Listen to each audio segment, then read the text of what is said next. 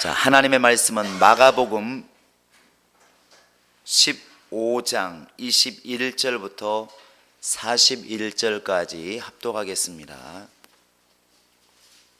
마가복음 15장 21절로 41절까지 좀 길지만 차근차근 읽겠습니다.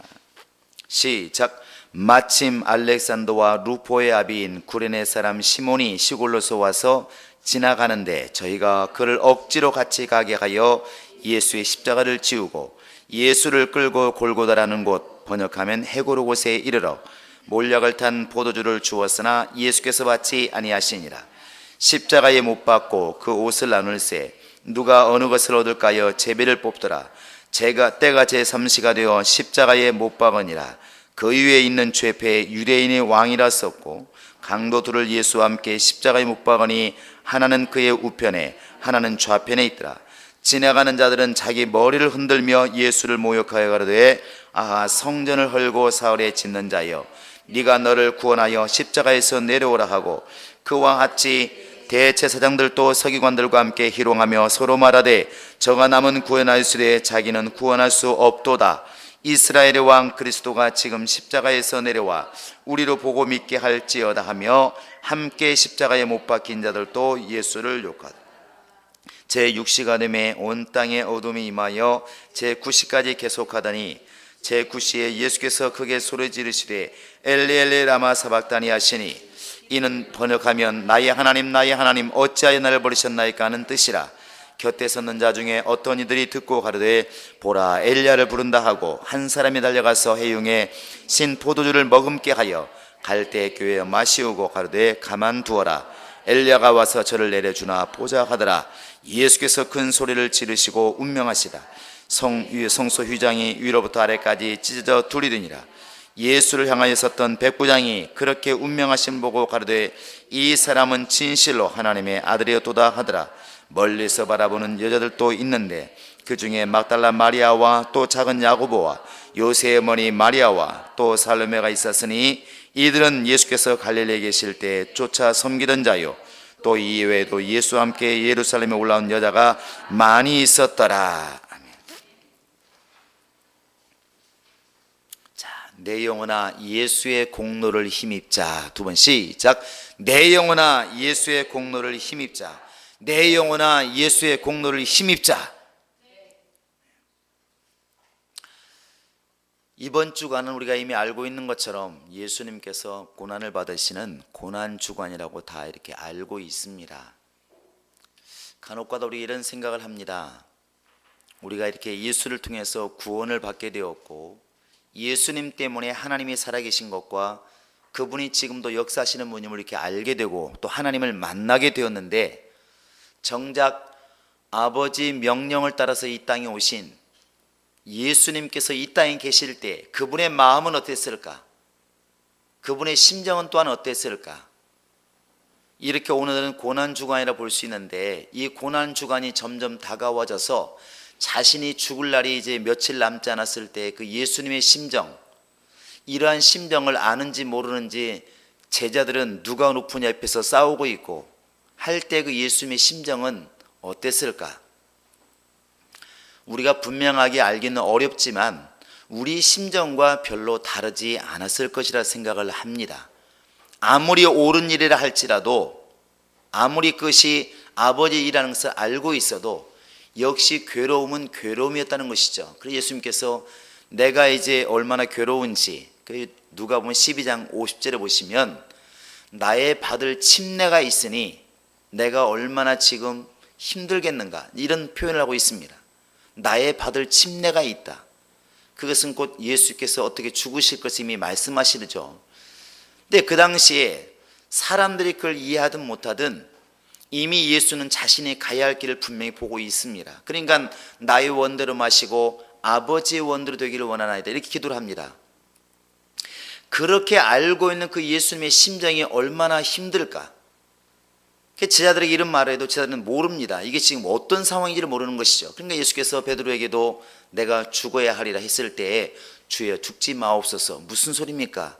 예수님은 이 나라를 회복하실 이스라엘을 회복하실 왕이신데 왜 죽으십니까? 현실적으로만 생각을 하지 예수님이 죽어야 사는 분이라는 것을 알지를 못하는 것입니다. 예수님께서 얼마나 답답하고 얼마나 힘들었을까. 예수님이 십자가에 죽어야 된다는 그 자체도 너무 고통스러운데 그것을 사람들이 이해하지 못했을 때 홀로 걸어가는 길이지 않습니까? 누구도 모르는 홀로 걸어가는 길에 얼마나 힘들었을까. 나의 받을 침례가 있으니 내 심령이 얼마나 답답하겠느냐, 이렇게 표현하고 있다는 사실입니다. 아마 지금쯤이면, 예수님이 살아계셨을 때 지금쯤이면 이제 서서히 십자가를 향해서 거의 다 온 것이죠. 우리가 오늘 한번 이렇게 마가복음 15장을 읽은 것은 그래도 사복음서가 다 나와 있습니다. 예수님이 십자가에 돌아가신 건 다 나와 있는데 그래도 마가복음 15장이 가장 좀 자세하게 기록되어 있고, 특별히 예수님이 십자가에 못 박힌 시간은 아마 여기만 나와 있는 것 같아요.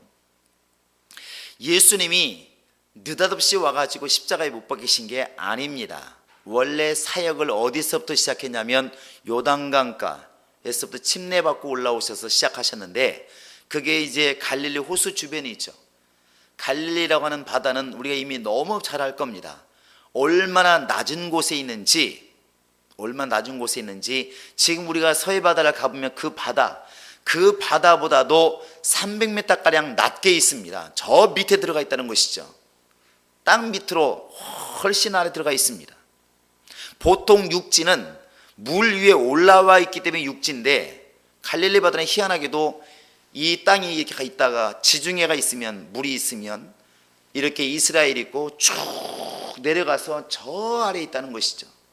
지중해 해면보다도 거의 250m 정도 낮게 있습니다. 예수님이 이 땅에서 가장 낮은 곳에서부터 사역을 시작한 거예요. 의미가 참 깊지 않습니까? 이렇게.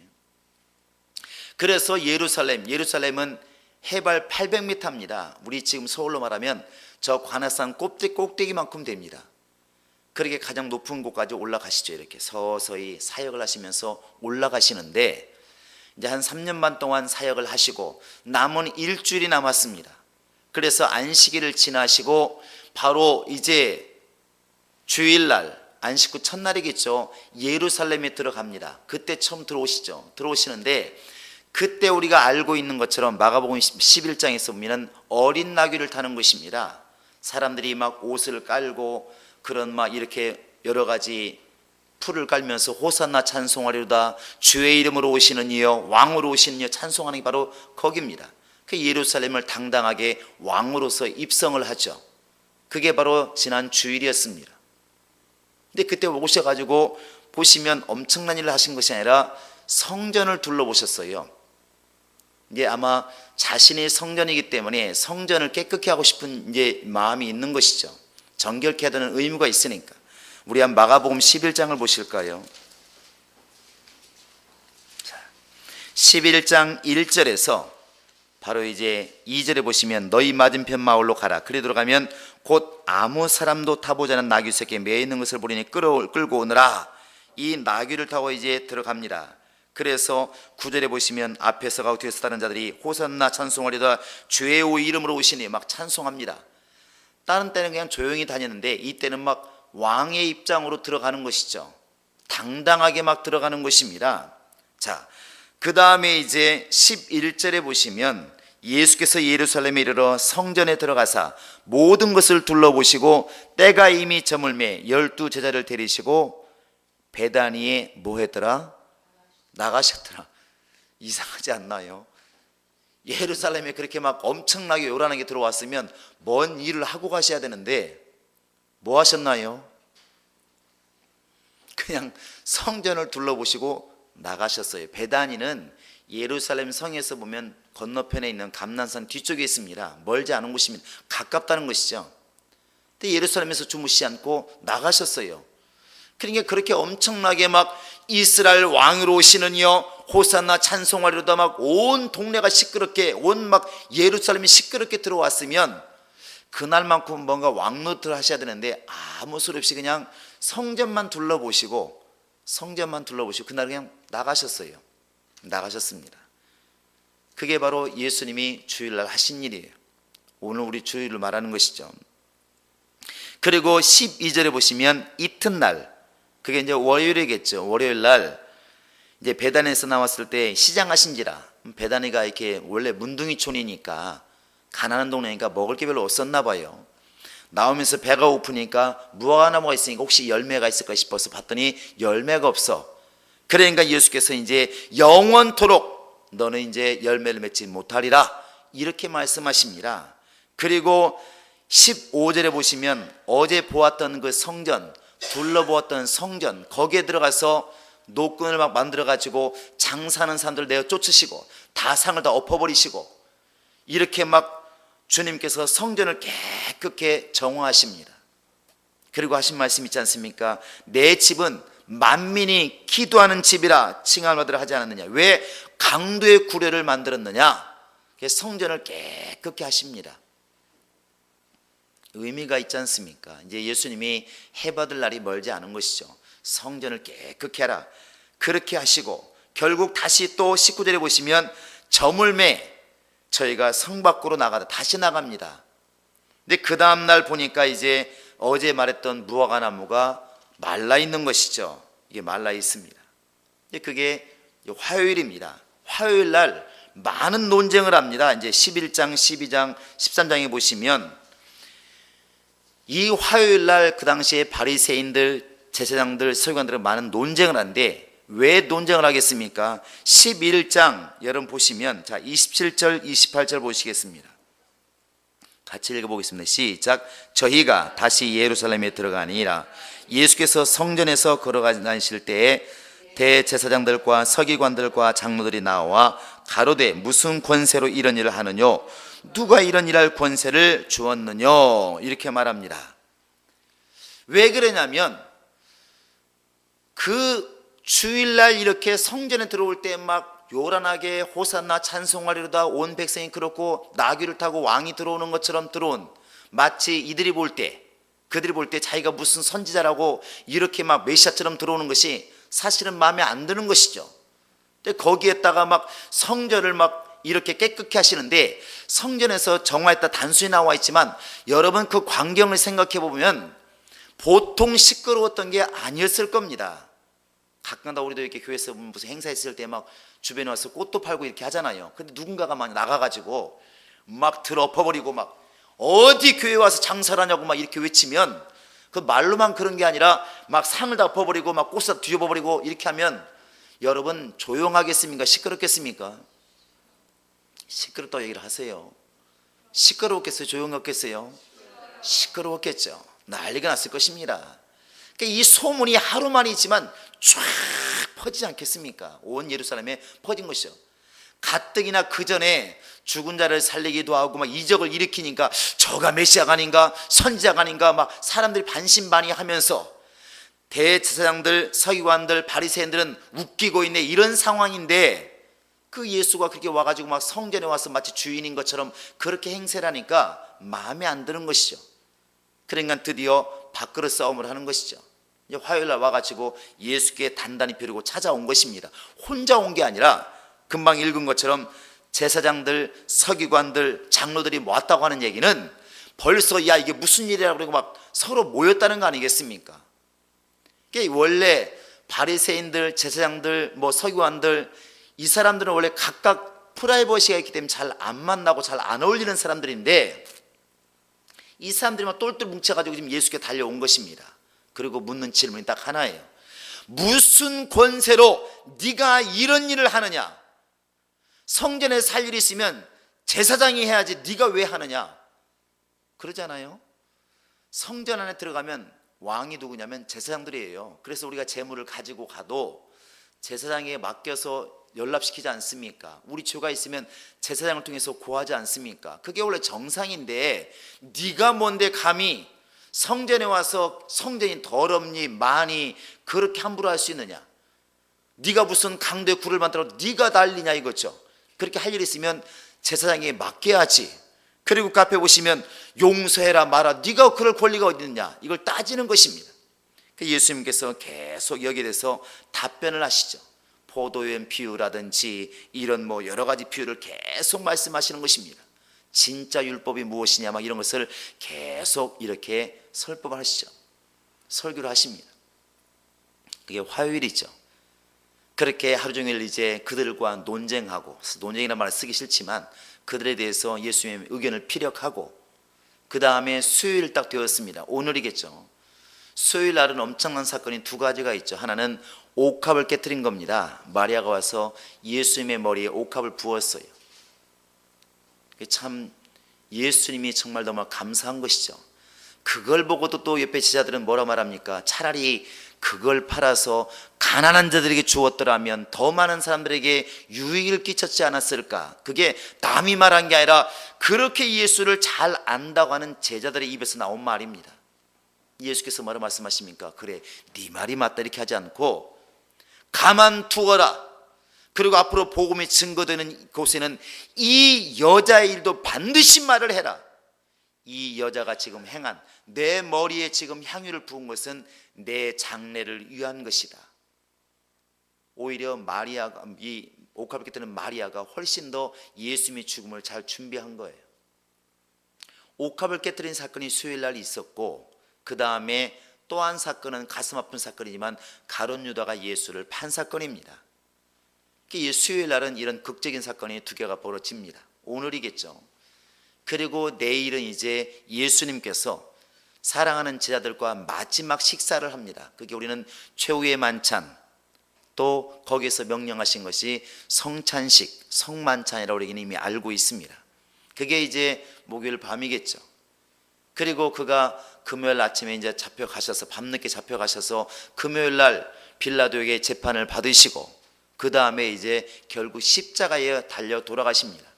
그 일주일 동안이 참 그 예수님께서 보실 때는 얼마나 느끼실 때 가슴이 답답했을까. 이 모든 것을 알아야 될 제자들도 사실은 딴소리하고, 베드로마저도 예수를 부인하고 막 이런 일이 벌어집니다. 그 예수님이 굉장히 답답하다는 것이죠. 나의 받을 침례가 있으니 내 마음이 얼마나 답답하겠느냐. 말로 한다고 될 것도 아니고 믿지도 않고. 그 일주일 동안 예수님이 이런 과정을 겪으셨어요. 그러니까 이미 일주일 전부터 예루살렘에 오셔서 이미 죽을 준비를 다 하시는 겁니다. 성전을 깨끗게 하시고, 그 다음에 성전을 정화하시고, 자기 죽일 준비를 다 하시는 것이죠. 제자들과 함께 마지막 만찬을 하시고 죽일 준비를 다 하셨습니다. 다 하신 다음에 드디어 오늘 본문에 마지막 죽는 날이 이제 다가오는 것이죠. 여러분 본문으로 이렇게 돌아가 보시기 바랍니다. 돌아가 보시면 이 십자가의 죽음이라고 하는 것이 노예들이 주인을 배반하고 도망갔을 때 붙잡히면 그렇게 죽였다고 그럽니다. 왜 그러냐면 그 당시에 노예도 사람이기 때문에 노예가 한번 도망가 가지고 붙잡혔는데 그냥 용서받는 것을 보면 옆집 노예도 도망간다는 것이죠. 노예가 엄청나게 많으니까, 많은 세상이 있기 때문에 노예가 반란을 일으키면 감당할 수 없습니다. 그러니까 노예가 반란한 것에 대해서, 종이 반란을 일으킨 것에 대해서는 아주 단호하게 처벌했답니다. 그래서 사형을 시키더라도 그냥 일반인들이 잘못해서 사형을 당하는 것하고 노예가 배신해서 죽임을 당하는 것은 틀리는 게 뭐냐면, 노예는 공개적으로 죽였다는 것입니다. 봐라, 너희들 잘 봐라, 너희가 주인을 배신하고 만약에 이렇게 나쁜 짓을 하면 이렇게 죽는다. 그것을 보여주기 위해서 십자가의 죽음을 죽이는 것입니다. 십자가의 죽음이 공개적이지 않습니까? 모든 사람이 볼 수 있는 언덕 위에, 골고다 언덕 위에 십자가를 세워놓고 죽이는 것입니다. 근데 이게 너무나 고통스럽기 때문에 오늘 본문의 23절에 보시면 몰약을 탄 포도주를 주었으나 예수께서 받지 아니하시기를. 몰약이 뭡니까? 마취가 있는, 마취할 수 있는 그런 겁니다. 그러니까 너무 고통스러우니까 빨리 먹고 조금이라도 견디라는 것이죠. 예수님이 거절하셨어요. 왜? 내가 받는 고통이 사실은 그냥 고통이 아니라 의미 있는 고통이지 않습니까? 예수께서 그걸 받지 않으시고 이제 끌려 올라가셔서 모든 옷까지 나누는 것까지 성경을 다 이루시고, 바로 이제 25절에 보시면 제3시가 되어 십자가에 못 박히니라 이렇게 되어 있습니다. 못 박혔다는 거죠. 여기에 3시라고 하니까 오후 3시, 오전 3시 이렇게 생각하시면 안 됩니다. 이스라엘 시간은 아침 6시부터 1시간으로 치면 됩니다. 7시면 1시, 우리로 말하면 8시가 2시, 9시는 3시 이렇게 생각하시면 될 것 같아요. 6시부터 해질 때까지를 12시간 나누면 맞습니다. 그러니까 3시에 지금 못이 바뀌었다고 하는 것은 오전 9시에 못이 바뀌었다는 것이고, 33절에 보시면 제6시가 되어 땅이 어둠이 아니라 9시까지 있더니 9시가 몇 시겠습니까? 6시가 12시, 9시는 오후 3시 이렇게 되는 것입니다. 그리고 9시가 되니까 34절에 보시면 제9시에 예수께서 크게 소리를 지르시되 엘레리 라마 사바다니 하시니, 이렇게 이는 번역하면 나의 하나님 나의 하나님 어찌하여 나를 버리셨나이까 이렇게 하시고, 37절에 보시면 큰 소리를 지르시고 운명하시다 이렇게 되어 있습니다. 큰 소리를 지르고 몇 시에 운명하셨느냐?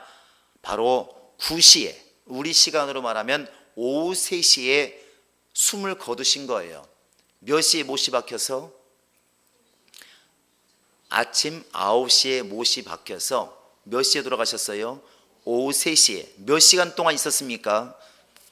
6시간 동안 피 흘리시고 고통을 받으시고 돌아가신 겁니다. 이게 참, 예수님이 그 당시에 고민이 얼마나 컸으며 고난이 얼마나 컸으며 얼마나 고통스러웠을까. 그러니까 마지막 순간에도 큰 소리를 지르시며 떠나가시다. 아마 이 외침 속에는 여러 가지 의미가 있을 것입니다. 다 이루었다 예수께서 말씀하시지 않습니까? 그런 다 이루었다고 하는 그런 외침, 너무 고통에 대한 외침, 여러 가지 외침이 있었겠죠. 그렇게 소리를 지르시고 예수님이 드디어 숨을 이렇게 거두셨어요. 숨을 딱 거두시는 순간에 그렇게 지성소와 성소에 무섭게 가로막혀 있던 성소 휘장이 찢어진 겁니다. 인간이 함부로 들어갈 수 없었던 하나님만이 계시는 거룩한 그곳에 누구나 들어갈 수 있는 길이 열렸다는 것이죠. 그리고 히브리서에서는 이 휘장이 무엇이냐? 예수의 육체다. 예수의 육체가 죽는 순간에 휘장이 찢어져서 드디어 새롭고 산 길이 열렸다. 어디로 나가는 길이? 하나님께 나아가는 길이 열렸다는 것입니다. 죄인이 용서받을 길이 열렸다는 것입니다. 예수님의 죽으심이 여러분과 지금 나에게는 은혜가 되는 것입니다. 할렐루야. 많은 사람들이 예수는 왜 죽으셨을까? 자기 죄가 있지 않았을까? 오늘날도 그런 사람들, 인간적인 머리로 생각하는 사람들이 그 당시에 뭔가 있었겠지. 예수님이 태어난 것도 어떻게 그냥 남자 없이 태어날 수가 있느냐? 동정이 탄생이 있을 수가 있느냐? 누군가가 남자가 있었겠지, 아니면 사생하겠지, 이렇게 말하는 사람도 있지 않습니까?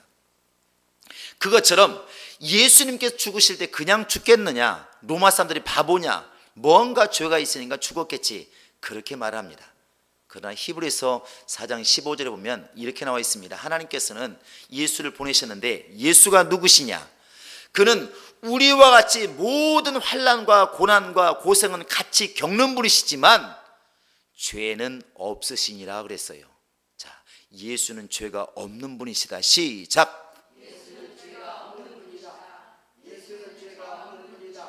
예수는 죄가 없는 분이시다. 우리는 이것을 믿으셔야 됩니다. 그래서 이사야서 53장 4절에 보면은 그는 자기 죄가 없지만 하나님께서는 우리의 모든 죄를 그에게 담당케 하셨다. 이게 복음의 진수 아니겠습니까? 예수께서 이렇게 고난을 받으시고 정말 고독한 길을 걸어가셨. 누가 이걸 알았습니까? 이게 성경 읽다 보니까 참 가슴 아픈 데가 많이 나와 있어요. 우리 알고 보니까 하는 것이죠. 저 이사야서에 보시면 볼까요? 이사야서 한번 63편을 보시기 바랍니다. 63장을. 자, 63장 1절부터 한번 볼까요? 자, 1절부터 우리 한번 5절까지 읽어보겠습니다. 시작. 에돔에서 오며 홍의를 입고 보스라에서 오는 자가 누구뇨? 그 화려한 의복 큰 능력으로 걷는 자가 누구뇨? 그는 나니 의를 말하는 자요 구원하기에 능한 자니라. 어찌하여 내 의복이 붉으며 네 옷이 푸릇푸릇을 밟는 자 같으뇨?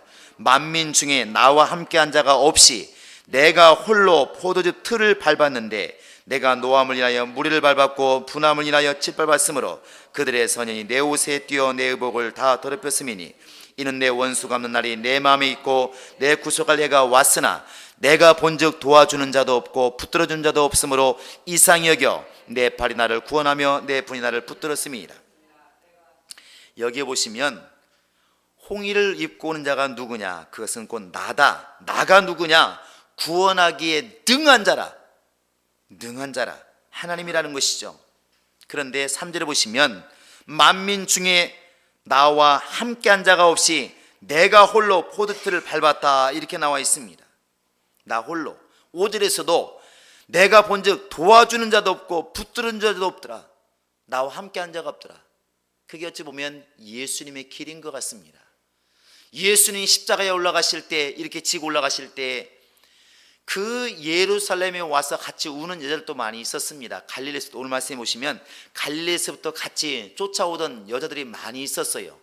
예나 지금이나 여성들이 확실히 예수를 잘 믿는 것 같습니다. 그런데 그들조차도 예수님이 십자가 지고 돌아가시는 것에 대해서 불쌍히 여기는 마음은 가지고 안타까워서 울기는 하지만 예수님이 가시는 길을 정확히 이해하는 사람이 그 당시에 없었다는 것이죠.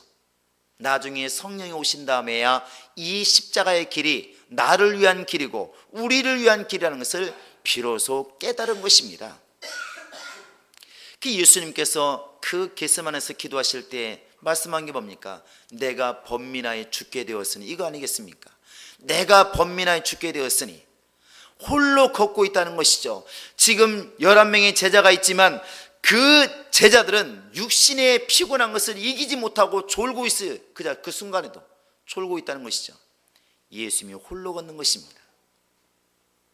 여러분, 우리가 이런 예수의 마음을 이해하고 정말 예수께서 그럼에도 불구하고 그가 이 길을 포기하지 않으시고 끝까지 갔다고 하는 것, 이것이 우리에게는 오늘 은혜가 된 것입니다.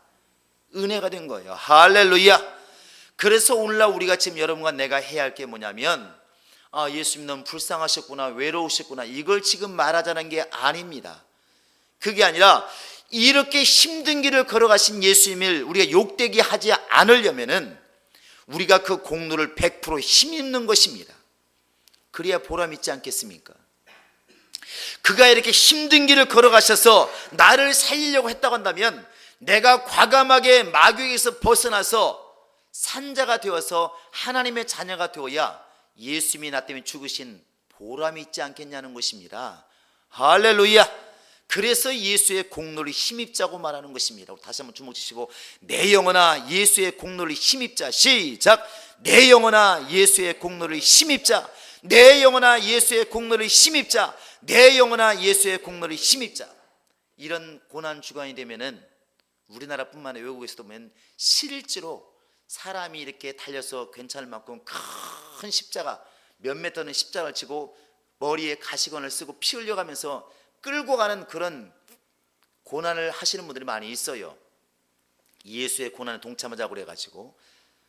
물론 그것도 예수님이 이해하기 위해서 좋은 것도 있지만 주님은 이렇게 말씀하실 것 같아요. 예루살렘의 딸들아, 나를 위해서 울지 말고 너와 네 자손을 위해서 울어라. 지금 내가 이렇게 아무도 이해하지 못하고, 때로는 정말 많은 주변에 제자들도 이해하지 못하지만, 내가 이런 고독한 길을 걸어가는 것, 나 홀로 십자가를 지고 걸어가는 것은 나를 위해서 그런 것이 아니라 지금 나를 보고 불쌍하다고 울고 있는 너를 위해서 지금 그런 것이니까 제발 좀 깨달아다오, 이거 아니겠습니까?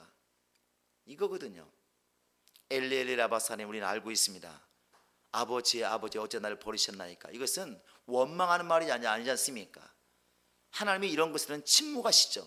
만약에 이삭이란 사람이 자기가 제물로 드릴 것을 알고 있다면 아버지 그렇게 말하지 않겠습니까? 칼을 들었을 때 그렇게 아버지, 하나님이 그렇게 정말 하나님 명령이 대단하십니까? 나는 뭡니까? 그러지 않겠습니까? 하나님이 이렇게 우리 인간을 사랑하사 독생자를 주었으니 그것을 이미 아들도 알고 있어요. 그렇게 정말 인간을 사랑하십니까? 하는 것이 이 속에 담겨 있는 것이죠. 이렇게 아들을 죽여서라도 그들을 정말 구원시키고 싶은 하나님의 사랑이 그렇게 크십니까? 그거 아니겠습니까? 결국 우리가 지금 예수님의 고통을 정말 이해하는 자라고 한다면, 그 고통을 제대로 아는 사람이라고 한다면 우린 주님의 사랑에 눈물나게 감사해야 될 줄로 믿습니다. 그것이 주님의 그 고통과 고난에 대한 우리의 보답이 아니겠습니까? 우리에게 그런 믿음이 있기를 바랍니다. 예수님이 말씀하신 이 사랑은 로마서 8장 32절에 보면 이렇게 나와 있지 않습니까? 아들을 내어주시니가 무엇인들 아끼겠느냐. 그 아들을 내어주시니가, 이게 바로 예수의 죽으심 아니겠습니까? 여러분, 이렇게 우리가 고난 주간을 맞이해서 제자에게 배신을 당하고 또 많은 사람들에게, 자기 백성에게 왔지만 자기 백성이 영접치 않는, 자기를 미워하고 죽일 때까지 몰아붙이는 그런 서러움과 괴로움, 이 모든 것을 겪으시는 예수님, 죄가 없는 자로서 그렇게 죄인의 모습을 두고 억울하게 죽어가신 예수님, 그러나 억울하다고 말하지 않는 그 예수님, 왜 그랬을까? 결국에는 여러분과 지금 나를 살리기 위한 주님의 사랑이 그 속에 담겨 있다는 것입니다.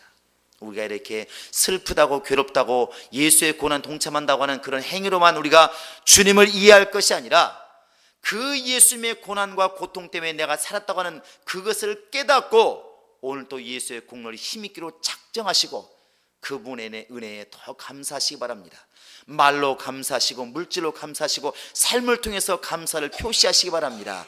그것이 지금 내가 실제로 십자가를 만들어서 길거리를 걸어가면서 예수를 잘 믿는 사람처럼 보이는 사람보다 100배 나은 사람이라는 것입니다. 우리 모두에게 이러한 믿음이 있기를 예수의 이름으로 축원합니다. 이 시험을 다해 기도할 때, 하나님, 정말 예수께서 나 때문에 죄가 없는 자지만, 정말 죄가 없는 자가 나 때문에 그렇게 십자가의 고통을 짊어지시고 누구도 이해하지 못했을 때 홀로 십자가를 지고 가신 그 예수님, 정말 그 예수의 은혜를 내가 알았다고 한다면 일생 동안 그 공로를 힘있게 도와주시고 그 은혜에 감사하게 도와주시고, 다른 사람 어찌하든 간에 세상이 어떻게 변하든 간에 내 속에서는 감사가 끊임없이 나오게 도와주시고 눈물 나게 감사하게 도와주시고 물질로 감사하게 도와주시고 환경을 통해 감사하게 도와주시고, 내가 그 은혜를 알았다고 한다면 복음을 열심히 전하고 신앙생활 열심히 해서 주님 은혜에 조금이라도 갚는 자가 되게 하소서. 내가 그러한 자가 되게 하소서. 우리 예수 샘을 입고 간절히 기도하시겠습니다.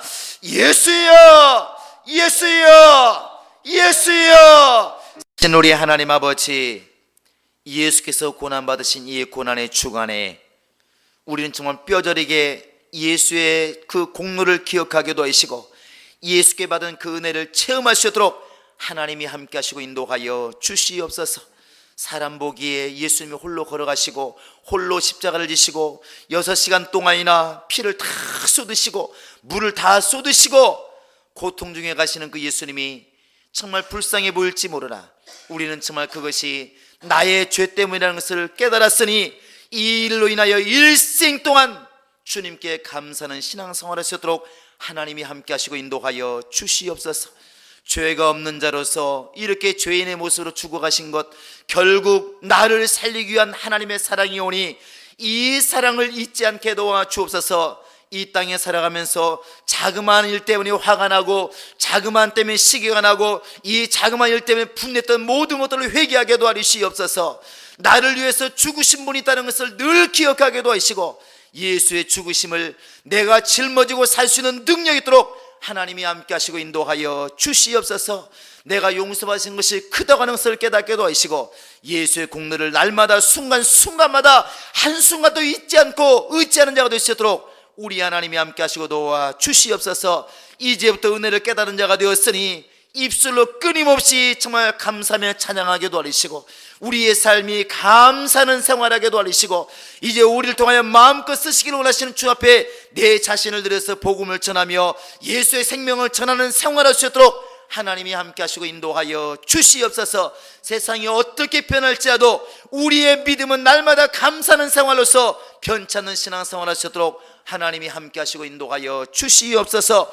감사하고 예수님의 이름으로 기도합니다.